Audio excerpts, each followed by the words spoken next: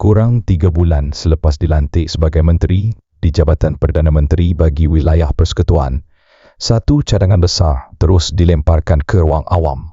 Pemilihan Datuk Bandar, pilihan raya Dewan Bandaraya. Di atas kertas, ia kedengaran indah. Demokrasi tempatan, integriti, kecekapan.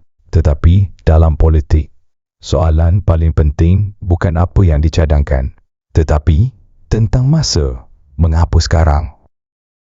Cadangan ini tidak muncul dari ruang vacuum. Ia datang sejurus selepas kegagalan rang undang-undang pembaharuan semula Bandar URA yang menerima bantahan besar daripada masyarakat dan pembangkang. Walaupun URA dan pemilihan Datuk Bandar adalah dua perkara berbeza, tetapi kedua-duanya berkongsi satu persamaan penting, iaitu keinginan untuk merombak struktur sedia ada pentadbiran bandar dan PBT. Dan di sinilah kita perlu mula berfikir dengan lebih kritikal. Perhatikan langkah pertama strategi ini. Dalam laporan media, Hanayo mula mengetengahkan kelemahan DBKL, isu kontrak, isu perolehan, isu lesen, isu kecekapan. Naratifnya jelas. DBKL digambarkan sebagai lembab, tidak cekap, menyusahkan rakyat. Ini yang dalam komunikasi politik dipanggil problem statement. Apabila masalah dibingkaikan dengan betul, orang ramai akan mula mencari penyelesaian besar. Dan di sinilah penyelesaian itu masuk, iaitu pemilihan Datuk Bandar. Di permukaan, ia kelihatan logik. Masalah besar, penyelesaian besar.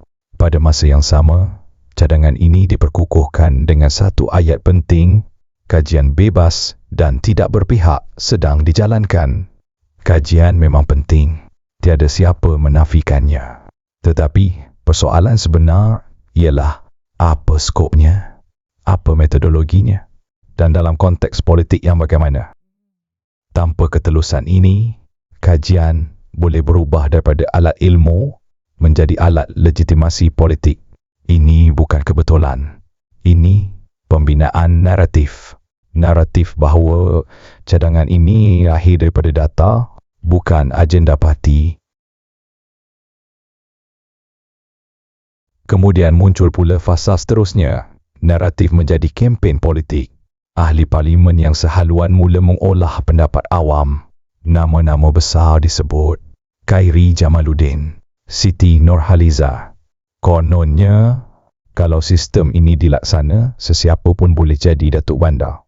Kedengaran menarik, bukan? Tetapi berhenti sejenak dan tanya soalan mudah. Mengapa tokoh selebriti diketengahkan dan bukan pakar pentadbiran bandar?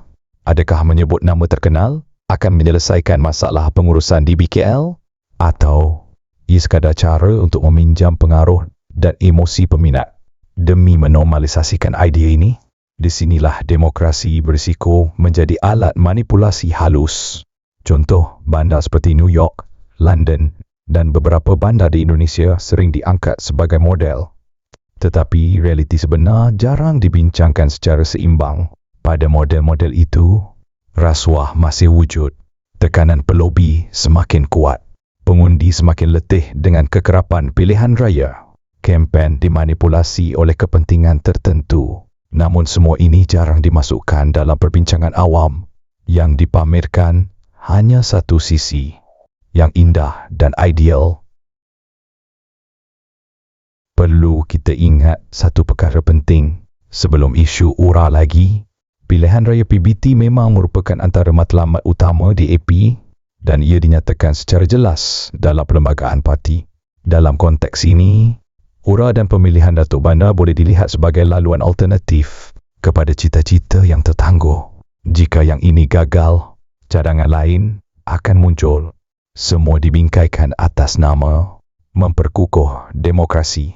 Satu lagi perkara yang jarang disedari, penggunaan istilah mengembalikan pilihan raya PBT. Bukan mengadakan, tetapi mengembalikan. Bahasa ini penting. Ia memberi gambaran bahawa sistem ini pernah wujud, pernah diterima dan kini hanya perlu dihidupkan semula. Ini pembingkaian bahasa yang halus tetapi sangat berkesan dalam propaganda politik. Jika benar niatnya untuk memperkukuh demokrasi, banyak reformasi lain boleh dimulakan. Contohnya, mengharamkan penggunaan bendera dan poster fizikal dalam kempen pilihan raya. Jika ini dibuat, kos boleh dikurangkan. Padang pertandingan lebih seimbang, tak kira parti kecil atau besar. Alam sekitar terjaga kerana tiada sampah selepas kempen berakhir. Kempen sabotaj dapat dielakkan. Ni cara memperkasa demokrasi tanpa perlu menambah satu lagi medan perebutan kuasa yang tak menjamin reformasi pentadbiran PBT. Ingat, memperkasa demokrasi tidak semestinya menambah lebih banyak pilihan raya. Kita tak menolak usaha untuk memajukan DBKL dan PBT, tetapi ia tidak seharusnya dilakukan melalui manipulasi sistem demokrasi yang akhirnya lebih menguntungkan pihak-pihak tertentu.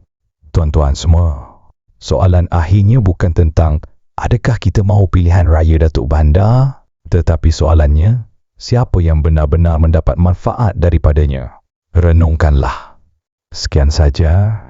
Jumpa lagi dalam Nalar Politik di malayadaily.com.